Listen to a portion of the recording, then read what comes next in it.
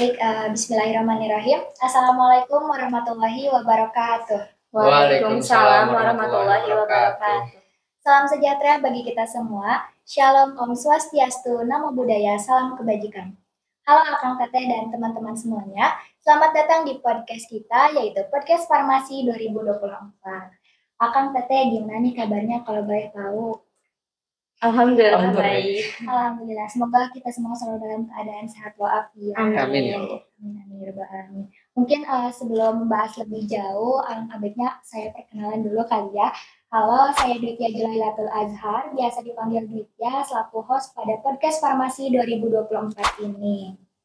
Nah teman-teman, hari ini kita bakal ngobrol bareng dua tamu spesial yang punya segudang pengalaman di bidang farmasi dan juga organisasi mahasiswa nih. Buat teman-teman yang mungkin bingung lagi nyari referensi atau sekadar mau ngobrol bareng tentang farmasi, kemudian organisasi, dan juga perkuliahan, terutama buat teman-teman yang kuliahnya di jurusan farmasi, saya rasa podcast ini pasti cocok banget sih buat kalian dengerin. Nah, di podcast kali ini kita bakal ngebahas tentang perkuliahan di Farmasi Poltekkes Kemenkes Bandung dan juga pengalaman suka duka dalam berorganisasi serta tips and trik yang pastinya sangat bermanfaat selama berorganisasi. Tidak lupa juga cara-cara untuk membagi waktu antara perkuliahan dan juga organisasi. Teman-teman pasti sering banget kan dengar yang katanya kalau misalkan mahasiswa farmasi itu sibuk atau hidupnya itu cuma untuk menghafal rumus dan juga praktikum. Nah, di podcast kali ini kita bakal buktiin kalau misalkan statement tersebut itu nggak selalu benar. Mungkin langsung saja kita sapa kedua narasumber kita hari ini. Yang pertama ada Teh Siti Hamidatul Alia selaku Ketua Himpunan Jurusan Farmasi periode 2023-2024. Kiranya saya memanggil Teteh dengan apa ya Teh? Boleh panggil aja Teh Midah. Baik, halo Teh Midah. Selamat datang. Kemudian yang kedua di sini ada Kang Apoteker Fofi Yufika Fatur Rahman, Sarjana Farmasi, yang dulunya menjabat sebagai anggota staf PSDMO. Apakah betul, Kang? Betul. Baik, betul. Kiranya saya memanggil Akang dengan apa ya, Kang? Fofi aja nggak apa-apa. Baik, halo Kang Fofi, selamat datang. Halo Teh Midah, selamat datang. Kalau boleh tahu nih, kesibukannya akhir-akhir ini ada apa saja ya? Boleh dari Akang dulu mungkin. Kalau saya sih ya sibuk kerja mungkin ya. Kerja. Ya kerja kan kebetulan apa sih kesibukan saya cuma kerja ya. Sama mungkin karena sekarang baru-baru menjalani rumah tangga jadi ya mungkin itu kesibukannya gitu. Terusnya gitu. Iya. Mungkin kalau boleh tahu kerjanya di mana ya Kang? Sekarang saya bekerja di suatu perusahaan industri farmasi, salah satu perusahaan yang mungkin cukup besar dan dikenal di Indonesia ya, mungkin ya. Saya bekerja di PT SNB Pharma, tapi saya bekerja di yang unit 1. Kan banyak tuh PT SNB Pharma, pada beberapa unit gitu kan. Saya yang di SNB Pharma unit 1, bagian hormon, produksi hormon. Ya, saya menjabat sebagai supervisor produksi hormon di sana. Baik, keren banget ya teman-teman untuk Akang ini. Kemudian untuk dari Teteh sendiri kesibukannya akhir-akhir ini ada apa saja ya? Kalau saya berhubung sekarang lagi tingkat 3 ya, di semester 5 tentunya kesibukannya itu nyusun karya tulis ilmiah ya. Jadi hari-harinya banyak dihabiskan dengan revisian dan yang lain sebagainya gitu. Mungkin lika-likunya kalau dalam menyusun KTI itu bagaimana ya Teh? Apa ya lika-likunya paling kayak cari jurnal aja kali ya, karena kan karya tulis ilmiah tuh sebenarnya hampir sama kayak buat laporan praktikum, tapi kan kalau laporan praktikum itu lebih bisa pakai kata-kata sendiri, lebih bisa mengarang juga gitu sesuai dengan apa yang kita praktikumkan. Tapi kan kalau misalnya karya tulis ilmiah harus benar-benar jurnalnya juga terpercaya gitu. Jadi paling itu, terus kan jurnalnya juga nggak selalu dari Indonesia, ada yang dari internasional juga gitu. Baik, keren banget ya teman-teman untuk kedua narasumber kita hari ini. Mungkin Teteh juga semangat untuk menyusun KTI-nya, semoga lancar dan juga nanti diberikan hasil yang memuaskan. Untuk Akang juga semangat selalu kerjanya untuk bisa terus menjalankan kesehariannya. Mungkin boleh diceritain juga nggak sih gimana awal mulanya Akang dan Teteh itu bisa tertarik gitu buat masuk ke farmasi Poltekkes Kemenkes Bandung? Apakah karena ada dorongan dari orang tua atau misalkan memang pure keinginan diri sendiri atau karena apa nih? Mungkin boleh dari Teteh dulu. Baik, baik. Mungkin kalau dari saya yang pertama tentunya saya tuh ingin masuk ke dunia kesehatan gitu, ke dunia kesehatan dan karena di keluarga saya pun belum ada yang terjun ke dunia kesehatan gitu. Maka dari itu saya pengen gitu intinya dari keluarga tuh adalah salah satu gitu yang masuk ke dunia kesehatan. Maka dari itu saya mau masuk ke dunia farmasi. Kenapa saya ngambilnya farmasi di dunia kesehatan itu? Karena yang pertama dari SD sampai SMA tuh jujur saya suka ke mata kuliah matematika gitu dan katanya di farmasi itu banyak hitung-hitungan gitu. Jadinya saya pilih farmasi. Farmasi. Oh ya, jadi Teh Mida ini berarti pionir di keluarganya yang terjun ke dunia kesehatan, betul ya Teteh? Mungkin dari Akangnya sendiri, boleh. Kalau saya pribadi, jujur ya ini, jujur kalau dari sekolah ya dulu dari SMP maupun SMA nggak kepikiran sih masuk jurusan farmasi jujur aja kan. Pas akhir-akhir eh, emang saya pengen masuk ke dunia kesehatan gitu kan awalnya. Cuman belum tahu nih bakal masuk kemana gitu kan.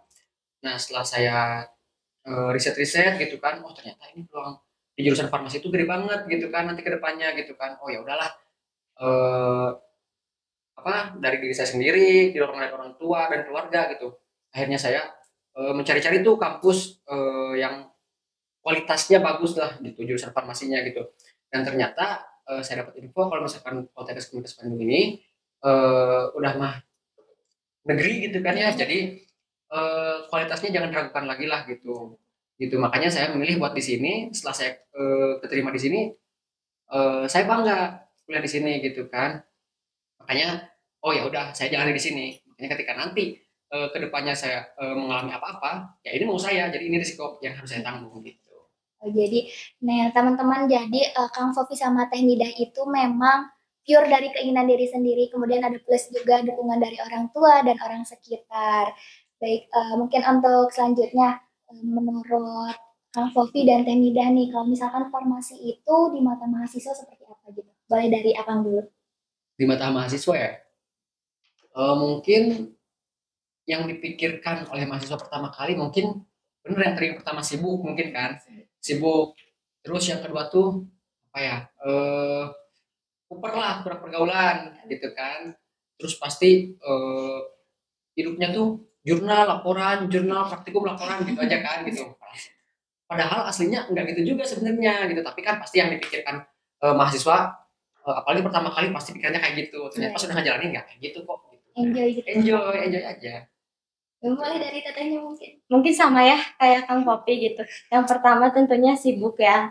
Karena kita sehari-harinya ya praktikum, setelah praktikum pasti ada laporan gitu. Dan kalau misalnya soal Cooper itu ya kembali lagi ke diri kita sendiri ya Kang Betul, gitu. betul. Bagaimana kita bisa mengikuti perkembangan zaman gitu. Kalau misalnya kan banyak yang bilang juga kalau misalnya jurusan farmasi itu sibuk gak bisa ngapa-ngapain, gak bisa main. Sebenarnya itu kembali lagi ke diri sendiri sih bagaimana kita manajemen waktunya gitu. Gak selalu kita harus bergelut terus dengan laprak gitu. Kita pun selama jadi mahasiswa saya sampai semester 3 ini masih bisa main gitu, masih bisa mengikuti perkembangan zaman. Ya, betul. Berarti kembali lagi ke manajemen waktu, kemudian bagaimana pribadi dari orang tersebut gitu ya Kang. Saya mungkin ngomong-ngomong tentang manajemen waktu nih, dari Akang dan Teteh, ada gak sih tips gitu untuk membagi-bagi waktu? Apalagi kan Akang dan Teteh itu seorang organisator gitu ya. Boleh mungkin dari Teh Mida dulu tipsnya. Oke, pastinya ada skala prioritas ya. Dari yang terpenting terlebih dahulu, kemudian yang memang penting tapi bisa ditunda terlebih dahulu. Terus kalau misalnya cara membagi waktu antara akademik dengan organisasi yang menggunakan skala prioritas. Kalau misalnya kita nih dapat tugas akademik gitu, ada laporan praktikum yang emang waktunya itu deadline-nya masih hamin seminggu, sedangkan ada kegiatan organisasi atau job desk yang perlu dikerjakan itu hamin 3 gitu. Maka dari itu saya sendiri gitu mengutamakan untuk organisasi terlebih dahulu, tapi setelah mengerjakan kegiatan organisasi tersebut, job desk organisasi tersebut, saya juga mengerjakan tugas akademiknya. Dan kalaupun terkait tugas akademik yang yang paling penting itu jangan mepet deadline. Karena kalau misalnya kita mepet deadline itu yang keteteran kita sendiri sampai nggak bisa tidur. Nah makanya kenapa sih orang beranggapan farmasi itu sampai nggak bisa tidur begadang terus, mungkin itu salah satunya, setiap tugas itu selalu dikerjakan mepet deadline. Ya, berarti kembali ke manajemen waktu, kemudian juga mengatur skala prioritas ya Teh. Dari Akangnya boleh mungkin. Saya setuju banget sih. Yang terpenting itu mengatur skala prioritas. Karena memang dengan skala prioritas kita bisa mengerjakan apa yang menurut kita itu lebih penting, terus deadline-nya lebih dekat gitu kan. Dan saran dari saya jangan pernah, benar tadi, jangan pernah mepet deadline. Jadi kalau ada waktu luang sebisa mungkin, walaupun memang itu deadline-nya masih lama, kalau ada waktu luang kerjakan aja. Soalnya kita nggak tahu ke depannya tuh kita bakal dapat tugas seperti apa lagi, sebanyak apa lagi gitu kan. Nah jadi kalau dari saya tuh kalau weekend biasanya saya tuh biar nggak begadang di weekday-nya, jadi saya beresin di weekend tuh gitu. Kalau misalkan nggak ada kegiatan organisasi misalkan kayak gitu, pokoknya tiap ada waktu luang sebisa mungkin cicil seenggaknya gitu, jadi nanti nggak numpuk di akhir gitu. Benar, tapi tetap harus tadi harus mengatur skala prioritas dulu gitu, seperti itu. Ya baik, terima kasih Kang Teh. Ya berarti kembali lagi ya untuk skala prioritas, manajemen waktu, dan juga jangan mengerjakan tugas mepet deadline. Setidaknya kalau misalkan ada waktu luang langsung dikerjakan gitu. Nih, saya juga izin bertanya, gimana sih awal mulanya Akang sama Teteh itu bisa tertarik buat ikut berorganisasi gitu? Apa motivasinya Akang dan Teteh untuk menjadi organisator? Padahal kan jurusan farmasi katanya padat banget gitu ya sama kegiatan perkuliahannya. Boleh dari Akang dulu mungkin. Oke, kalau saya pribadi, kenapa saya tertarik untuk masuk ke organisasi? Yang pertama mungkin memang awalnya dari saya, saya mau dulu seambis seambis apa saya dulu tuh sampai nggak mau main gitu, sampai pengen ya udah cuma kuliah kuliah kuliah kuliah. Ternyata dipikir-pikir kok monoton juga kayak gini gitu kan. Setelah ngelihat proker-proker dari Hima, agenda-agendanya gitu, ternyata seru juga ya. Terus buat apa ngabisin hidup cuma buat kuliah kuliah kuliah, nggak ada pengalaman lain gitu kan. Oh ya udah kayaknya menarik nih gitu kan. Terus pas lihat juga dengan berorganisasi relasinya lumayan juga gitu loh. Terus dekat-dekat sama kakak tingkatnya, adik tingkatnya gitu kan. Oh jadi bisa bisa saya manfaatin tuh buat misalkan diambil ilmunya, kita bisa nanya-nanya, bisa lebih dekat gitu. Jadi makanya saya dari sanalah saya tertarik untuk masuk ke organisasi gitu, biar menambah relasi juga gitu. Berarti dengan adanya proker-proker tersebut juga bisa menambah ketertarikan dari mahasiswa baru ya untuk bergabung menjadi organisator. Mungkin dari Tetehnya boleh. Kalau dari saya sendiri, yang pertama tentunya kalau misalnya kerja nih, kan kita butuh CV ya. Ya, CV, terus pengalaman-pengalaman kayak gitu. Itu yang menjadi salah satu alasan utama saya masuk organisasi, untuk menambah pengalaman di CV gitu. Terus yang kedua, karena kan saya anak rantau ya gitu, kalau misalnya weekend gitu pastinya nggak ada kegiatan. Nah, makanya saya pengen masuk organisasi biar ada kegiatan gitu. Kayak seru juga gitu, bener kata Kang Popi, setiap kegiatan agenda, program kerja dari Hima itu seru-seru gitu. Terus nambah relasi kita juga. Terus yang ketiga itu apa ya? Ya nambah relasi aja gitu. Kita kenal sama jurusan-jurusan lain juga. Terus kan kalau misalnya ada kegiatan di pusat, tentunya kan kerjasamanya sama Hima gitu. Nah maka dari itu nggak cuma kegiatan kita atau relasi kita tuh di jurusan aja, tapi di pusat juga gitu sama jurusan-jurusan lain mungkin. Baik, berarti selain untuk menambah dalam CV juga untuk menambah relasi ya Teh, memperluas relasi. Berbicara tentang program kerja dan agenda nih Teh, saya dengar kemarin tahun ini Himafar itu dapat penghargaan Him of the Year ya Teh, betul? Iya, alhamdulillah. Keren banget itu, saya sangat bangga sekali, boleh tepuk tangannya mungkin.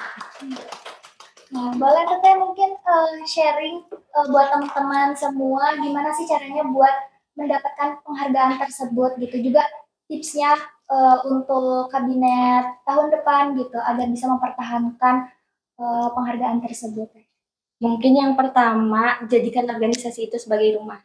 Jadi kita harus buat senyaman mungkin di dalam organisasi tersebut. Kalau misalnya kita udah nyaman gitu di dalam organisasi, pastinya terciptanya suatu kekeluargaan gitu. Baik itu ketika kita ada masalah atau yang lain sebagainya, pasti semua anggota tuh bakalan terbuka gitu, makanya kita nyaman itu. Dan kalau misalnya kita udah nyaman, setiap kegiatan pun pastinya berjalan dengan efektif dan maksimal. Dan ya dibuat nyaman aja sih itu yang pertama, terus jangan ada kata-kata ini senior sama junior gitu sih yang paling penting. Ya kita di dalam organisasi itu nggak ada junior, nggak ada senior, kita semua sama gitu setara.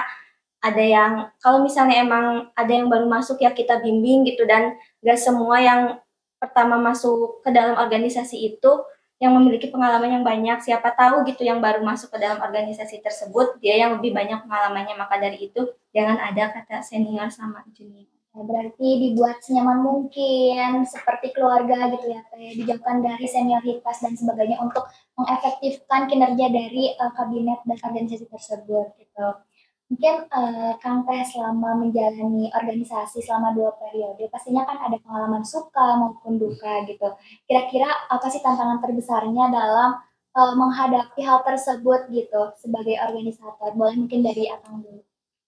Mungkin tantangan terbesarnya ya, ya mungkin kalau misalkan kendalanya, kalau misalkan lagi banyak tugas aja sih, mungkin kan jadi pikiran kita tuh kemana-mana gitu kan, jadi mungkin jadi kan organisasi juga kurang maksimal gitu kan. Nah di situ sih kendala kalau dari saya pribadi gitu ya, kalau misalkan tugas lagi numpuk sedangkan weekend kita nggak bisa ngerjain, kita harus ada proker segala macam yang persiapannya tuh harus dari jauh-jauh hari gitu kan, otomatis itu kan eh, istilahnya tuh menguras waktu lah ya gitu kan. Cuma ya mau gimana lagi, kita bagaimana mengatur waktunya. Jadi ya sebenarnya tantangannya itu ya itu aja sih sebenarnya, kita mengatur waktunya harus harus pintar-pintar bagi waktu aja gitu sebenarnya itu, karena ya kan kita nggak tahu ya tiap minggunya tugasnya itu senumpuk apa, sebanyak apa gitu kan, makanya kita harus prepare dari sebelumnya gitu kan. Ya gitulah Berarti dari saya. lagi-lagi kembali ke Betul. manajemen waktu. Mulai dari tetehnya. Saya setuju dengan Kang Popi gitu ya.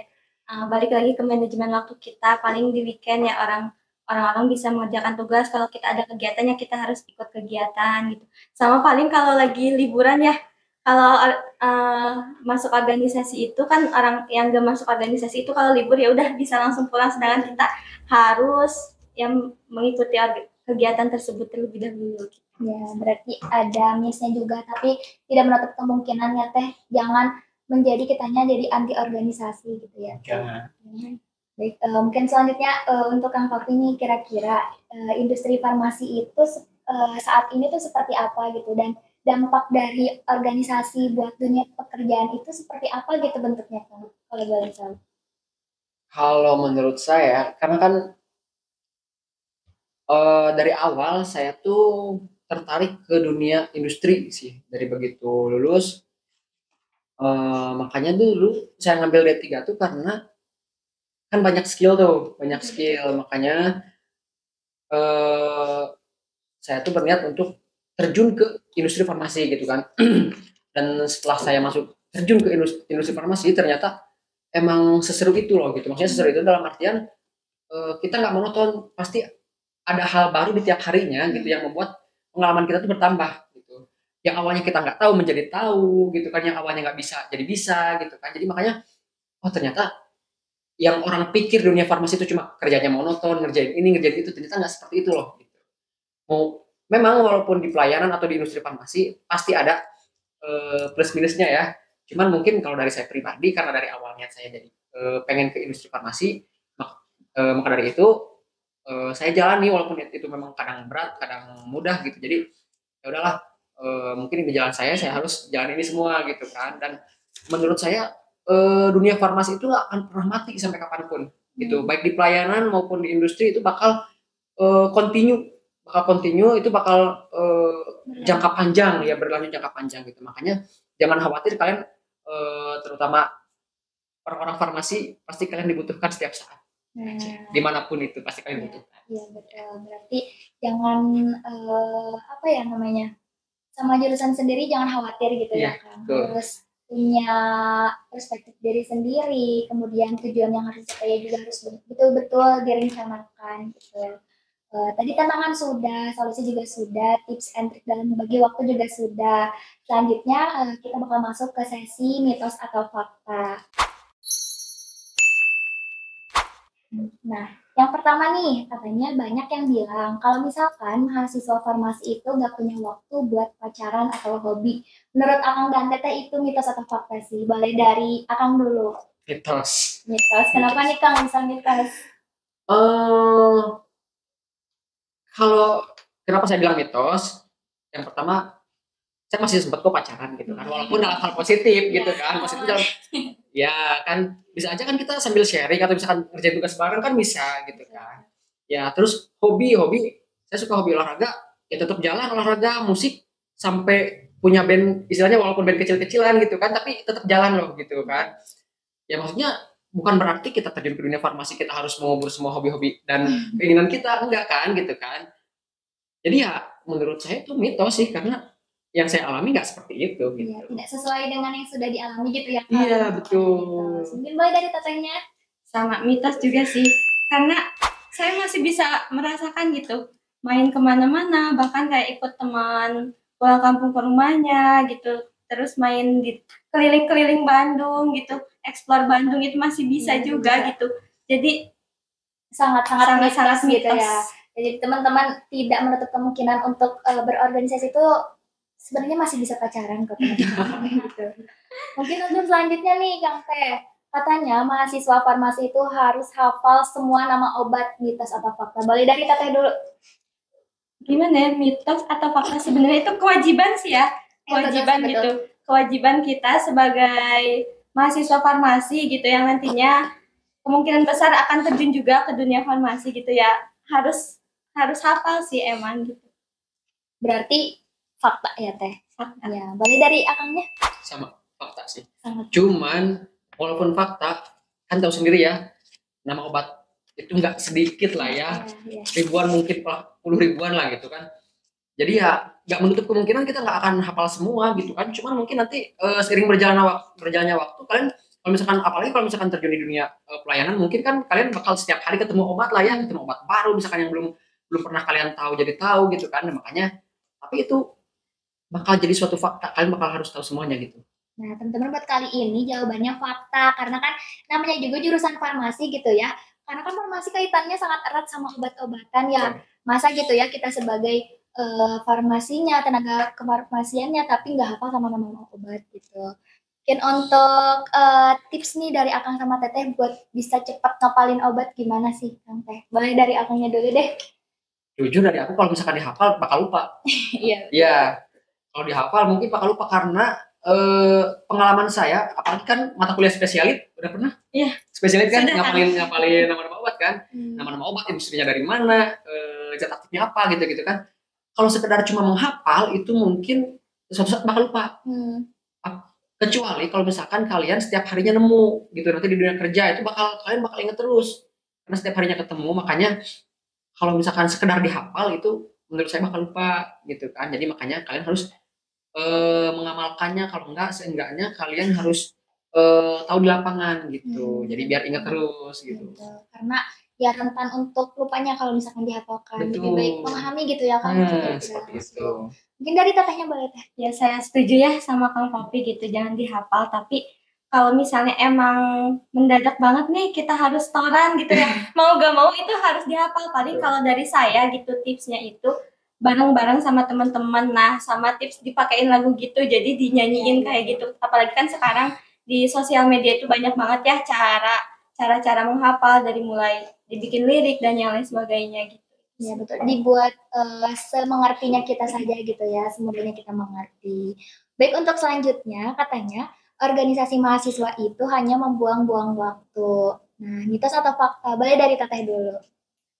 Mitos sih menurut saya. Sangat mitos ya. Boleh dijelaskan Teh? Kenapa saya bilang sangat mitos? Yang pertama, tadi balik lagi ke yang pertama, benefit dari organisasi itu menambah relasi. Kalau misalnya cuma buang-buang waktu, ya berarti kita dari organisasi tersebut nggak dapat apa-apa gitu. Dan yang saya rasakan nggak begitu, saya mendapatkan relasi yang banyak gitu, terus saya mendapat pengalaman yang banyak juga. Apalagi kan kalau kita beda ya organisasi di sekolah sama organisasi kita di kampus sebagai mahasiswa tentunya sangat beda dan cakupannya juga lebih luas lagi. Mungkin itu. Ya, boleh dari aku. Oke, sangat jelas itu mitos. Guys. Ya, karena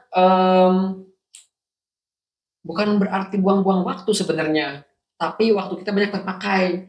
Nah, itu sebenarnya. Kalau dibilang buang-buang waktu, benar tadi. Jadi kita ngebuang-buang waktu sia-sia, nggak ada hasilnya gitu kan. Tapi kan ini benar tadi, ada relasi gitu kan. Kita mampu memanage waktu, menambah soft skill, hard skill kita gitu kan. Benar nanti, karena nanti bakal kelihatan kalau misalkan kalian ke lapangan, orang yang berorganisasi sama yang orang yang berorganisasi pasti kelihatan berbeda. Tuh, mungkin nanti kalian perhatikan sendiri gitu ya. Orang yang punya pengalaman organisasi sama yang enggak itu bakal beda pemikirannya gitu. Makanya eh, dari organisasi juga kita bisa merubah mindset kita gitu. Mungkin tidak dikatakan membuang waktu, justru waktu kita banyak terpakai untuk kegiatan-kegiatan yang bermanfaat gitu ya, yang pastinya bakal menambah wawasan buat kitanya, pengalaman buat diri sendirinya dan orang lain.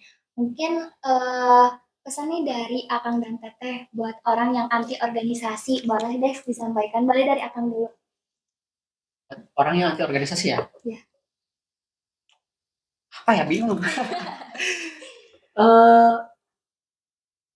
Buat orang yang anti organisasi, kalian sebenarnya nyari apa sih gitu kan? Soalnya kan kalian di kampus tuh kan mahasiswa gitu kan. Ya kalian harus mindsetnya udah harus berubah loh gitu maksudnya tuh. Dan kalian harus berpikir kalau misalkan organisasi itu banyak manfaatnya, banyak menambah relasinya gitu. Jadi buat apa sih kalian sampai anti organisasi kayak gitu? Kalian harus nyobain dulu masuk organisasi, baru kalian tahu manfaatnya di mana gitu kan. Soalnya kalian kalau misalkan sekarang nggak masuk organisasi atau kalian anti organisasi, kalian setelah pulang dari kampus ngapain sih daripada buang-buang waktu gitu kan? Lebih baik kita memanfaatkan waktu kita dengan hal yang positif gitu kan, buat membangun diri kita sendiri gitu. Berarti intinya keluarlah dari zona nyaman gitu kan. Jangan mau jadi mahasiswa yang kuliah pulang gitu. Jangan. Boleh dari tanya pesan buat teman-teman yang anti organisasi nih, gimana Teh? Apa ya? Rugi sih menurut saya. Rugi. Karena sebenarnya antara orang yang organisasi sama anti organisasi terkait akademik pun bisa dikatakan sama gitu, malah kadang lebih berkembang yang di organisasi gitu. Dan kalaupun dilihat dari pengerjaan tugas dan yang lain sebagainya, kita nih yang berorganisasi, otomatis kita banyak membagi waktu antara organisasi sama akademik. Sedangkan yang tidak berorganisasi, dia hanya di akademik aja gitu. Terus kadang dalam pengerjaan tugas pun sama aja gitu. Kita sibuk organisasi, tapi yang nggak sibuk organisasi itu sama aja ngerjain tugasnya pun mepet deadline. Jadi mereka tuh banyaknya rebahan-rebahan dan yang lain sebagainya. Rugi sih itu, dan jangan sampai kalian jadikan weekend kalian itu ya cuma rebahan aja. Mending ikut kegiatan yang banyak benefit. Teman-teman diingat ya pesannya dari Teh Nida dan Kang Popi, sebaiknya ikuti organisasi yang memang mampu teman-teman ikuti gitu, jangan sampai waktunya terbuang dengan sia-sia. Baik, selanjutnya ada lagi nih, katanya kalau misalkan mahasiswa farmasi itu menjadi orang yang pertama biasanya dimintai tolong sama orang yang sakit. Mitos atau fakta sih sebenarnya? Boleh dari Teh Nida dulu. Fakta sih kalau menurut saya, yang saya rasakan fakta. Kenapa saya katakan fakta? Terutama kalau saya pulang ke rumah gitu, ada keluarga yang sakit gitu, pasti ditanya, ini obatnya apa? Terus kalau yang orang-orang tetangga-tetangga di kampung juga, kamu anak farmasi ya, obat-obatan ya, katanya. Aku sakit ini, obatnya apa ya? Itu sih yang saya rasakan, makanya saya katakan fakta gitu. Terus gimana respon Tete nih setelah dimintai tolong tersebut? Kadang kan kalau misalkan di tingkat saya gitu ya, masih sedikit awam gitu, belum terlalu tahu banyak tentang farmasi gitu. Kira-kira Tete gimana? Kalau misalnya emang bisa saya jawab, saya tahu obatnya, saya bilang. Paling kalau nggak bisa, yang nggak semua saya hafal juga ya, gitu, nggak semua saya tahu gitu. Saya masih dalam tahap belajar gitu. Coba deh langsung ke apotek aja, paling kayak gitu sih. Ada yang bingung juga ya, karena kan pengetahuan kita belum sebanyak gitu. Iya. Gitu. Lebih baik dijawab aja kalau misalkan kita belum terlalu tahu banyak gitu ya Teh. Mungkin dari Akangnya boleh kan?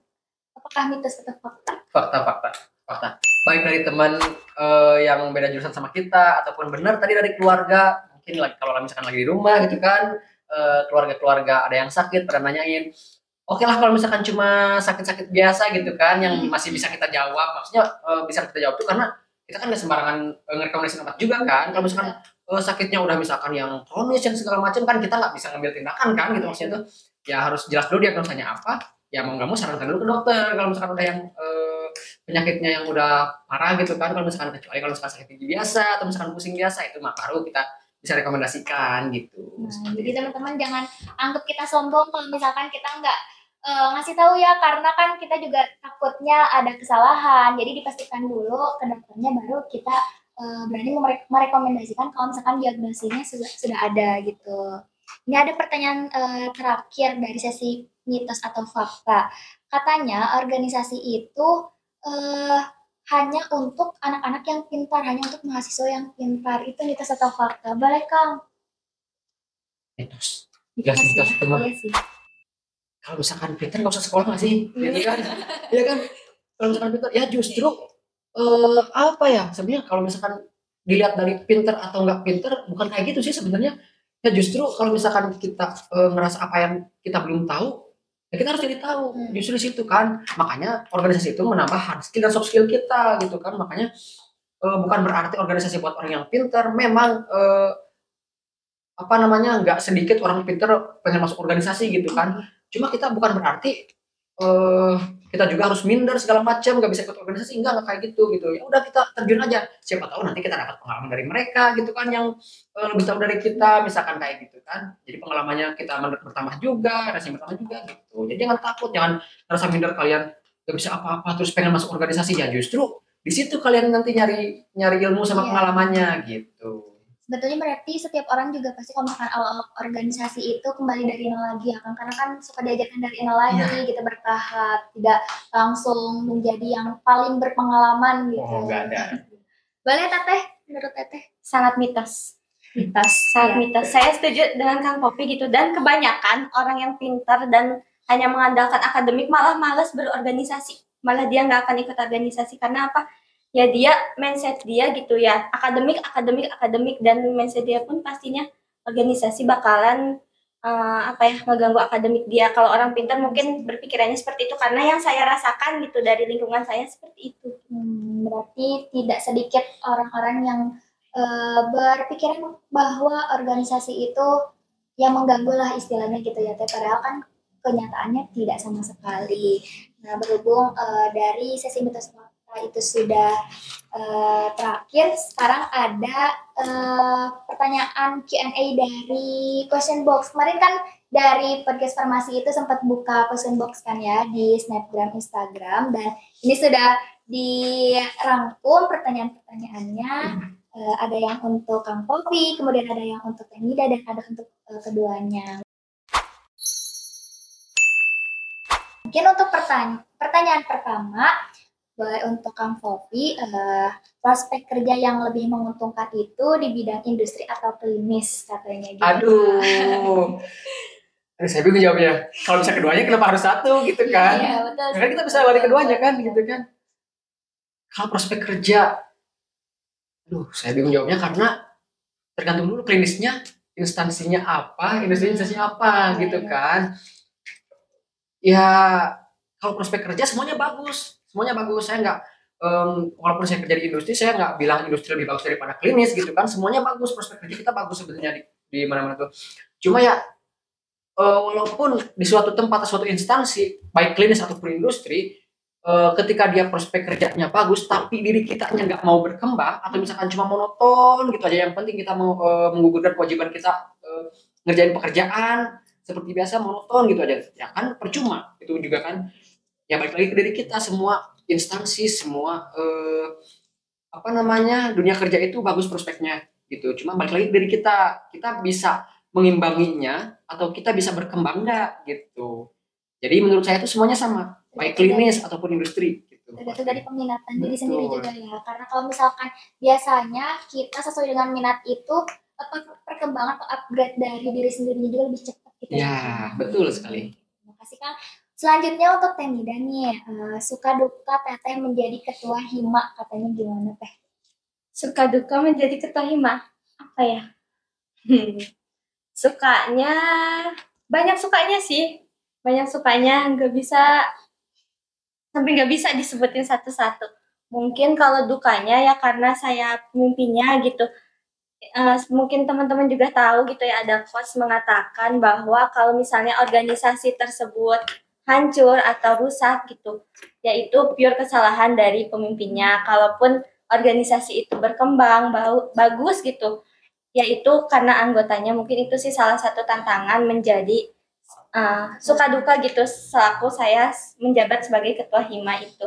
Sukanya ya suka aja gitu, seneng aja gitu, senang ya karena saya bisa berbagi pengalaman atau belajar bersama ya tentunya sama teman-teman yang lain, dan ya itu sih paling Ya, sampai berarti nggak bisa di Pemida juga merasakan senang, banyak sukanya gitu karena ya kembali lagi organisasinya dibuat senyaman mungkin ya teh seperti keluarga.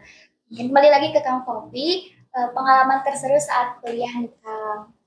Pengalaman terus saat kuliah. Mungkin kita olimpiade bareng ya. Kan pernah ngerasain nggak olimpiade bareng?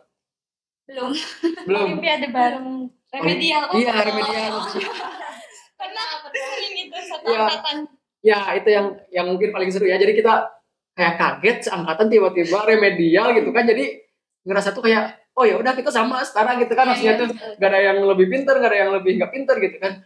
Jadi makanya seru banget sih itu, apalagi kalau misalkan kita hektik praktek ya udah mah meja dulu kan sekarang enak ya udah pakai mejanya udah tetap gitu kan, dulu tuh enggak. Jadi kalau misalkan ngegerus tuh bener-bener rusuh gitu kan, rusuh tuh sampai goyang-goyang si meja tuh segala macam, sampai rebutan bahan baku segala macam. Wah itu seru banget sih, serius itu bener-bener pengalaman yang aku nggak pernah kepikiran sebelumnya gitu bakal kayak gitu bener-bener ternyata farmasi seseru ini. Ternyata kalau misalkan kita dari dilihat dari sisi positifnya gitu kan, mungkin kan kalau orang yang ngedumel ngeluh kenapa sih harus gini, padahal kan itu bisa dinikmati loh gitu kan.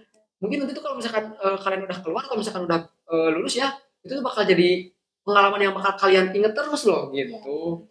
Berkesan Gitu. gitu ya. Itu berkesan banget itu pas praktikum ya.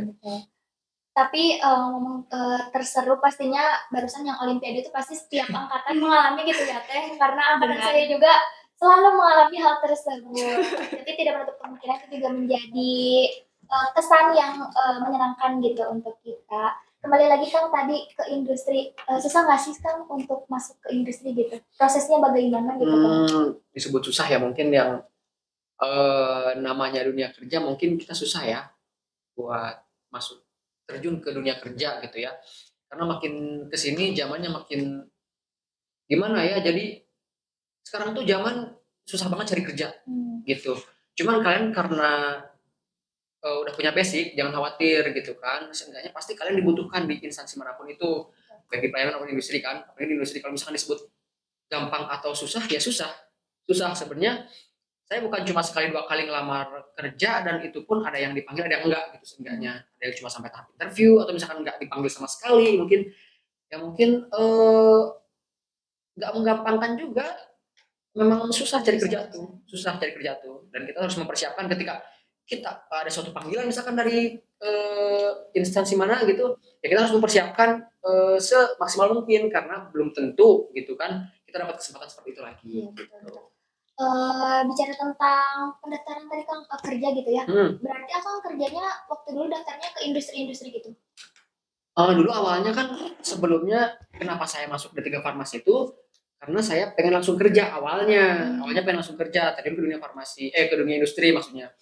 Nah setelah itu setelah lulus ternyata ya dipikir-pikir kayaknya saya masih pengen belajar lah gitu saya. Jadi kebetulan ada rezeki ya saya coba dulu lanjut ke S1. Nah setelah S1 kebetulan tuh kan kepotong COVID. Nah setelah COVID baru tuh cari-cari kan sampingan daripada online terus kan gitu kan, gak ngapa-ngapain, cuman diam di rumah gitu kan, cuma nge-zoom buat kuliah. Ternyata kayaknya masih bisa sampingan deh gitu kan. Nah dari situ aku daftar di apotek. Dari situ tuh pertama kali aku kerja tuh sebenarnya di apotek, bukan di industri.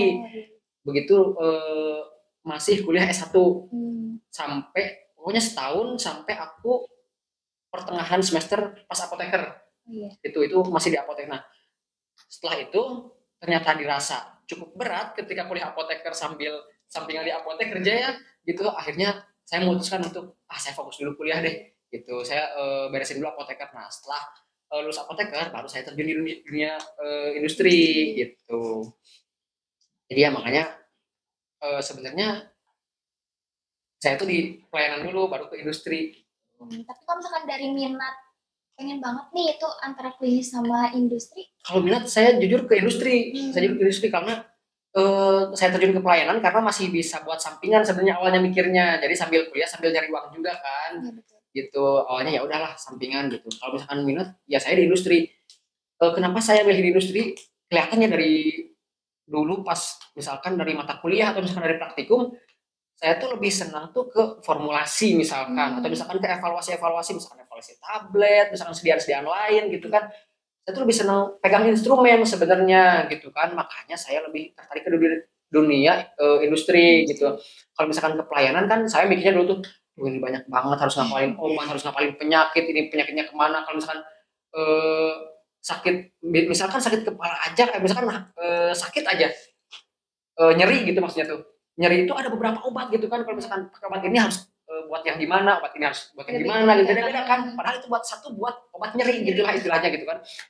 Saya pikir di sana, kayaknya aku nggak cocok deh buat di pelayanan gitu, mikirnya gitu awalnya. Makanya karena saya senang banget sama apa namanya instrumen gitu, baik spektrum, HPLC apapun itu. Makanya saya dari KTI saya formulasi gitu kan, bahkan skripsi saya juga formulasi juga. Makanya saya terjun ke industri farmasi karena saya emang minatnya di sana gitu. Jadi mencari kecocokannya dengan melewati passion dan juga ketertarikannya juga. Betul, karena kan nanti tuh bakal kalian misalkan nyusun KTI, nyusun skripsi juga kalau misalkan bukan minat kalian kan bakal terbebani kalian juga kan gitu kan. Kalau misalkan sesuai apa yang kita mau kan berarti wah kita enjoy aja ngejalaninnya gitu.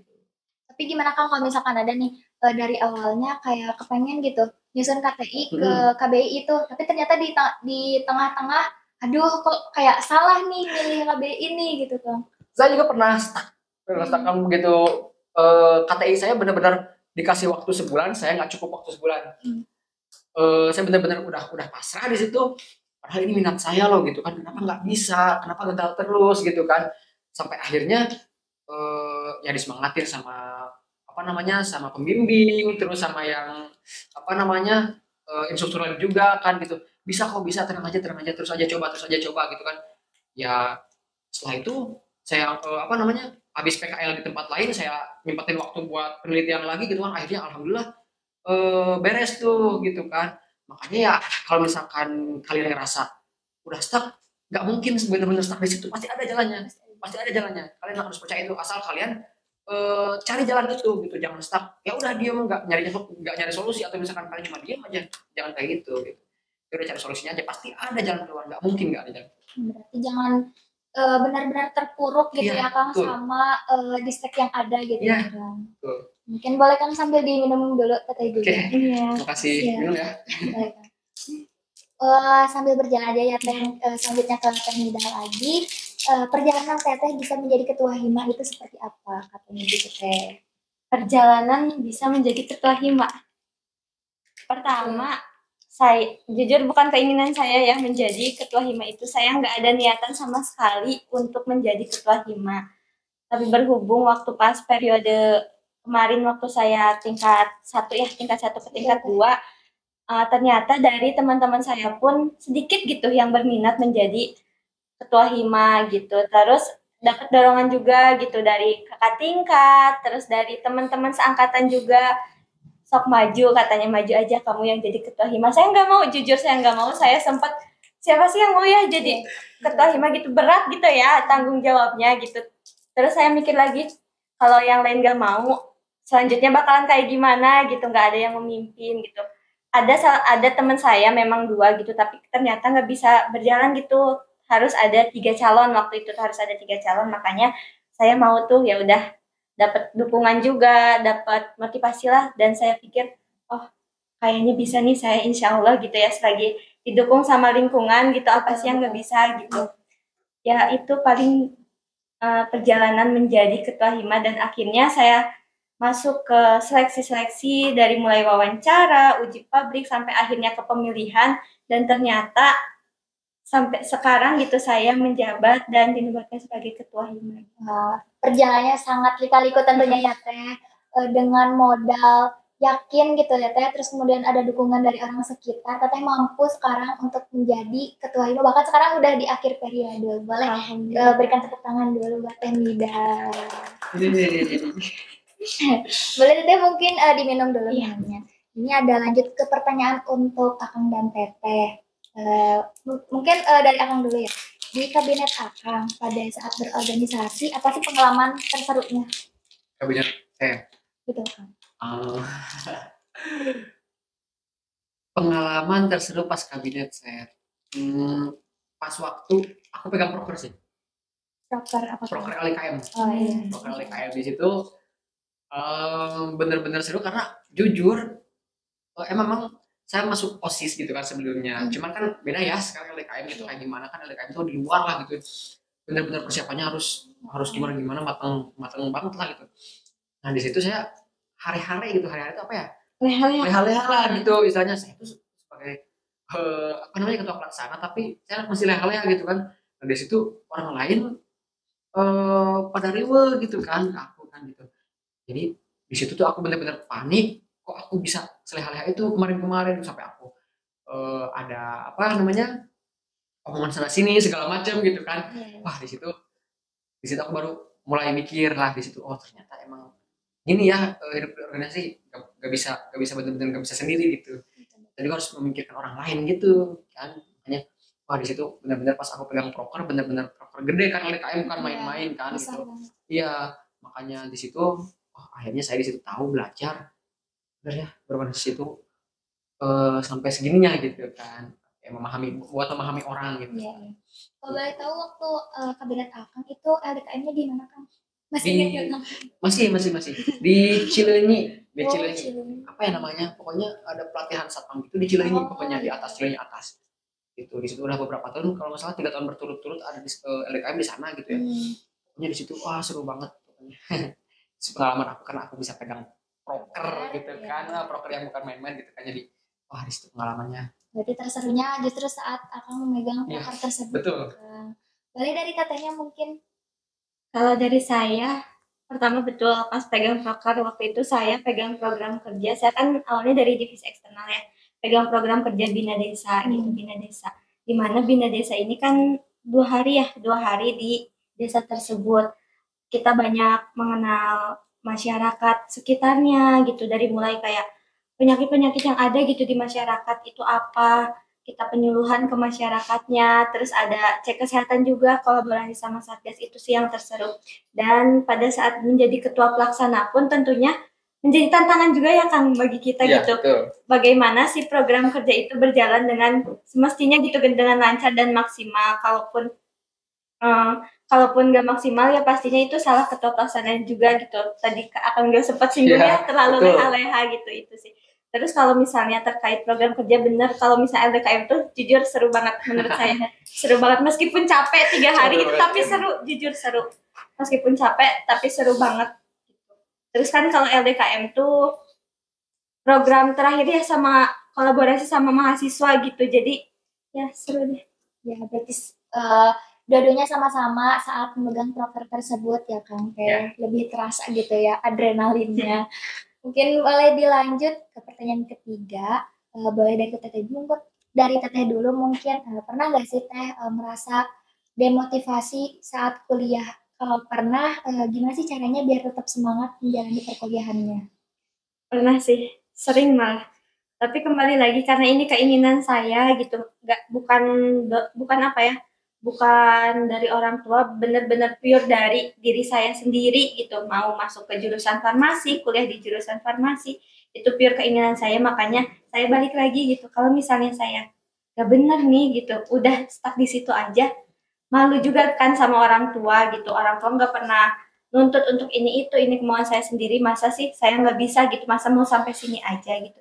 Dan untuk motivasi sih pastinya dari lingkungan sekitar, pastinya teman-teman pun kayak motivasi kita, nyemangatin kita, dari orang tua pun gitu. Dan ya kalau misalnya saya merasakan kayak gitu, lagi dimotivasi gitu, balik lagi karena saya seorang organisator gitu. Jadi ya setiap kegiatan tuh kalau udah lemes nih, udah demotivasi kayak gitu, pasti saya baliknya ke kegiatan sih. Setelah itu ya muncul lagi lah motivasi, Berarti semangat lagi gitu. refreshing itu ada di organisasi. Iya, betul.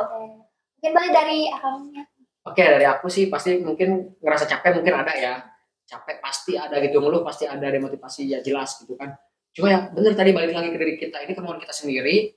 Yang kalau misalkan kita nggak ngejalanin ini, ya mau gimana ke depannya gitu kan. Ya mau nggak mau seberat apapun itu kita harus jalani gitu kan. Kita malu lah, kita udah dibiayain istilahnya gitu sama orang tua kita, masa kita mau ngecewain mereka gitu kan. Belum tentu beban kita yang kita terima tuh seberat beban orang tua kita buat ngebiayain kita gitu. Makanya itulah ya jadi motivasi saya gitu buat ketika saya ngerasa capek atau misalkan ngerasa ngedown gitu. Jadi balik lagi kita ingat ke perjuangan orang tua kita gitu. Lihat ke belakang ya, Betul. ada yang susah-susah, capek-capek biaya kita. Iya. Betul sih. Mungkin selanjutnya boleh dari Akang dulu.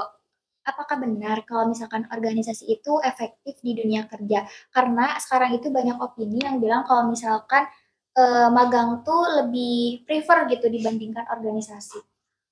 Sebenarnya dua-duanya penting. Organisasi benar tadi dicantumin di CV kan yang pertama itu.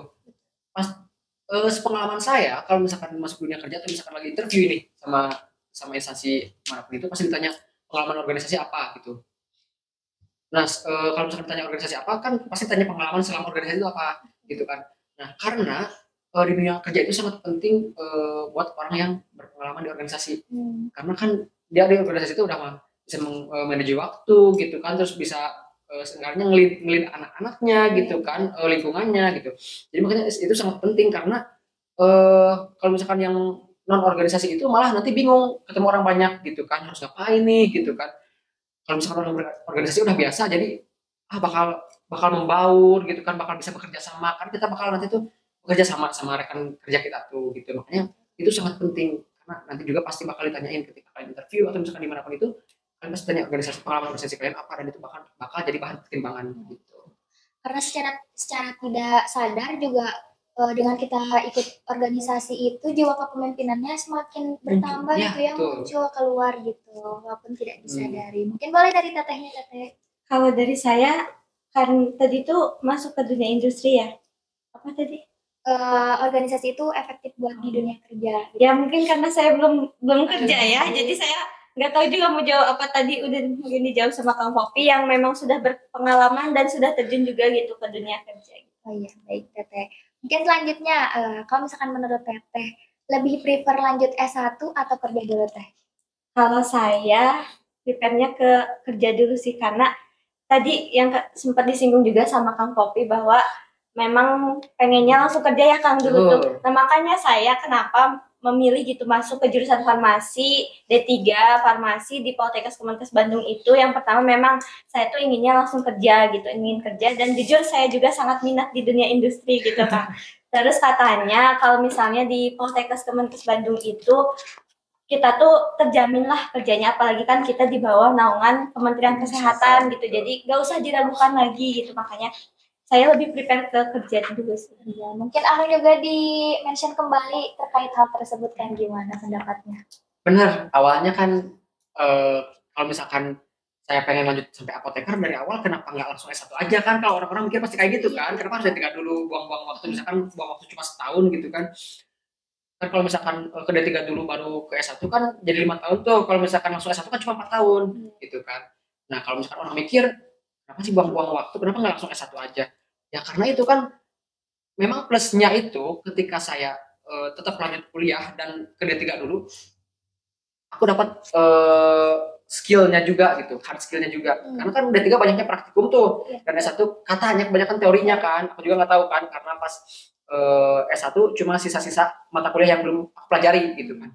Nah jadi begitu D3 benar-benar keasah banget tuh praktikumnya, jadi oh itu udah siap kerja banget gitu sebenarnya gitu. Nah jadi kalau menurut aku sih ya balik lagi ya, karena kalau misalkan kebanyakan tuh kalau misalkan kuliah ke D3 tuh pengen langsung kerja, kebanyakan ya, kecuali ya mungkin ya pengen nambah skillnya aja gitu, jadi ya pengen ke D3 dulu gitu. Iya, betul. Ya sih, karena kan D3 itu identiknya dengan langsung kerja seperti SMK kali ya kan teh kalau misalkan di sekolahnya. Kan berhubung pertanyaan yang baru saja diajukan itu pertanyaan terakhir dari Q&A, langsung saja ke pembacaan kesimpulan. Jadi setelah perbincangan tadi dapat disimpulkan ya bahwa mahasiswa farmasi yang aktif di organisasi itu memang menantang, tetapi tidak menutup kemungkinan untuk menambah skillnya, mulai dari hard skill, kemudian soft skill, kemudian menambah relasi juga dan lain sebagainya. Kunci dalam memanajemen waktu itu diantaranya yaitu dengan prioritas yang jelas, kemudian dengan manajemen waktu yang baik dan juga adanya dukungan dari lingkungan sekitar. Kemudian lebih dinyamankan juga dalam organisasinya agar terjadi keefektifan dan juga keharmonisan dalam organisasi tersebut. Dan perlu dicatat bahwa untuk memanage waktu itu sebetulnya kembali lagi ke diri masing-masing gitu. Kemudian bagaimana tergantung masing-masing individu itu menghadapi hal tersebut gitu. Kemudian yang paling penting itu jangan takut untuk mencoba hal-hal baru dan keluar dari zona nyaman, karena berada di zona nyaman itu tidak akan membuat diri kita berkembang atau stuck gitu ya, tidak ada perkembangan atau istilahnya monoton gitu. Wah teman-teman, banyak banget ya pertanyaan-pertanyaan dari teman-teman semua, seru-seru juga pertanyaannya tadi. Jadi buat pertanyaan-pertanyaan yang mungkin belum sempat terjawab, semoga bisa terjawab di lain kesempatan. Buat teman-teman juga yang bingung mau ikut organisasi apa, terus bingung caranya biar bisa aktif di kampus itu kayak gimana, jangan ragu buat ditanya ke kakak-kakak tingkatnya atau ke teman-temannya yang punya pengalaman. Nah, langkah demi langkah telah kita lewati dalam podcast ini. Banyak sekali tentunya ilmu-ilmu yang dapat kita petik dari cerita maupun pengalaman Akang dan Teteh. Saya ucapkan terima kasih banyak kepada Akang dan Teteh karena telah mau meluangkan waktu untuk berbagi pengalaman dan cerita kepada kami mengenai organisasi dan juga perkuliahannya. Semoga podcast ini bisa memberikan inspirasi bagi kita semua. Mungkin sebelum ditutup ada pesan dari Akang dan Teteh. Boleh dari Akang dulu. Oke. Kalau pesan dari aku ya, ketika kalian ngerasa capek mungkin ya, karena kan mungkin berat banget ya ngejalani perkuliahan ini tuh. Jadi saya berpesan, ketika kalian ngerasa capek, kalian tetap harus bersyukur. Karena posisi yang kalian sekarang lagi jalani ini adalah posisi yang orang lain inginkan di luar sana. Jadi kalian tetap harus bersyukur. Perlu dihargai bersyukur ya teman-teman, karena gak semua orang bisa ada di posisi kita saat ini. Banyak yang mengharapkan, bahkan banyak yang berlomba-lomba ingin ada di posisi seperti ini. Jadi kita harus banyak-banyak bersyukur. Boleh dari Tetehnya? Mungkin dari saya, jangan pernah sia-siakan waktu kalian untuk hanya kuliah saja gitu. Jangan lupa gunakan waktu kalian untuk lebih berkembang lagi dengan cara ikut berorganisasi. Dan betul apa kata Kang Popi, banyak sekali orang-orang yang memang ingin ada di posisi kita. Maka dari itu kita harus selalu mensyukuri apa yang terjadi di kehidupan. Ya, baik teman-teman, kembali lagi ya untuk lebih bersyukur atas apa yang ada pada diri kita, dan juga jangan mudah untuk menyerah gitu teman-teman. Mungkin sekian podcast Farmasi 2024 ini. Sampai jumpa di podcast Farmasi selanjutnya. Sekian, wassalamualaikum warahmatullahi wabarakatuh. Waalaikumsalam warahmatullahi wabarakatuh. Terima kasih Akang dan Teteh.